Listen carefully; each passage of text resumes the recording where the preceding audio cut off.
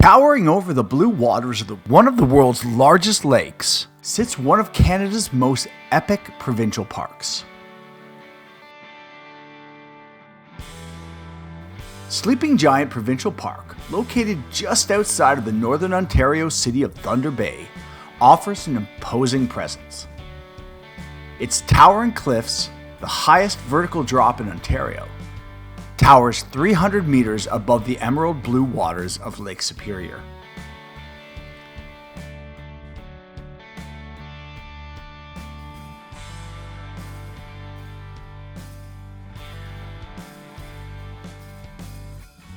Sleeping Giant Provincial Park is jam-packed with a fascinating mix of history, hiking trails, great camping, and some of the most beautiful scenery in the country.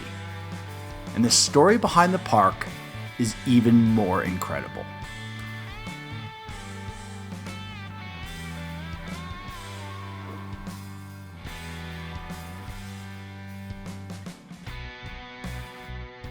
To understand Sleeping Giant Provincial Park, it's important to understand the story behind the Giant, the distinctive rock formation that led to Sleeping Giant getting its name.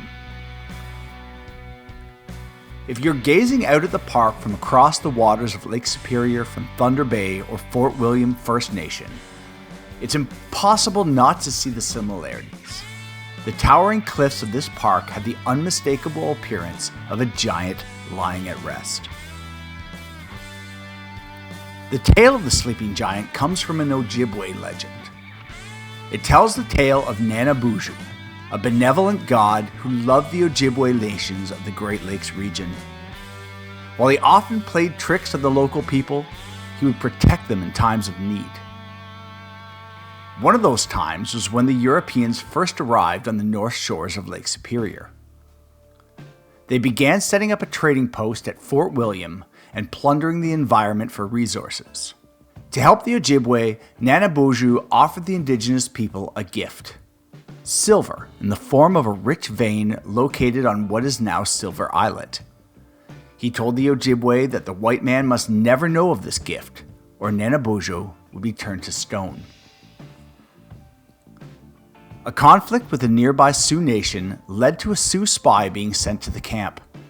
On his return, he stopped in at Fort William and traded a piece of silver he had taken for supplies.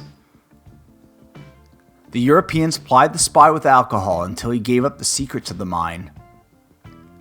Nana Buju recognized the threat to his beloved people and crafted a massive storm on Lake Superior. Water filled the boats of the Europeans making their way to Silver Islet, and to protect the lands and his people, Nana Buju laid down his arms across his chest and turned to stone, protecting the gift to his people.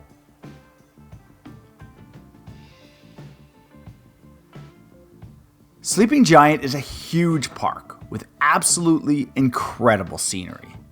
The Silver Islet mine was once one of the most prosperous silver mines in the world. And while mining no longer takes place, you'll still find evidence of its history. The town of Silver Islet is one of those. Now mostly a cottage town located on the edge of the park, Silver Islet is a popular place to stop and grab supplies from the historic general store. Nearby, you'll find trails winding through what was once the mining town. You'll pass old graveyards, homes, and buildings, all being reclaimed by nature.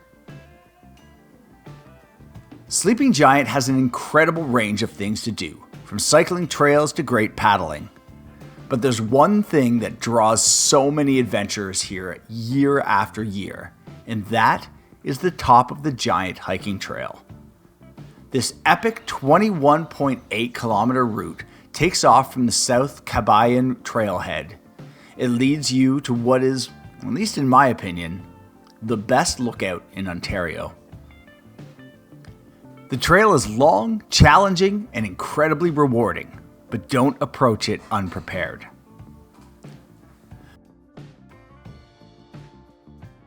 Many visitors make it to the top of the Giant and then turn around after getting to the first few viewpoints. But if you keep going to the end, you'll reach the Gorge Lookout. This is where you'll find a massive V-shaped gorge cut from the mountain that falls nearly 1,000 feet straight down.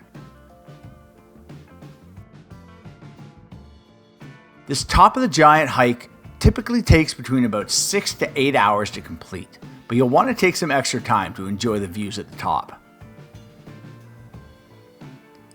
If you love camping, Sleeping Giant is fantastic.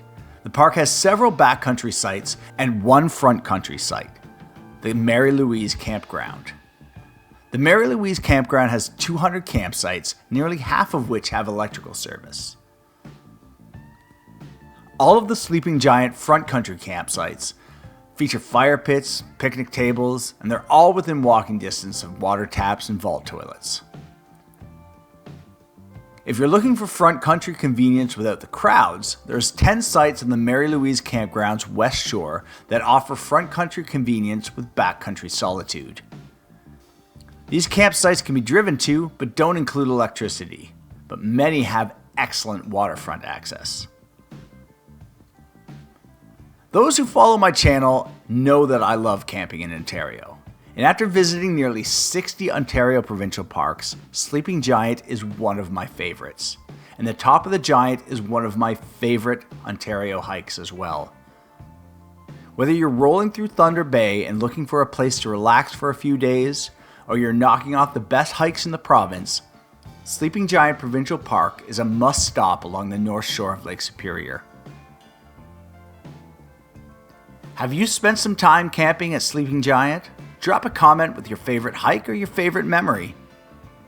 And don't forget to hit those like and subscribe buttons. They really help to keep our channel going.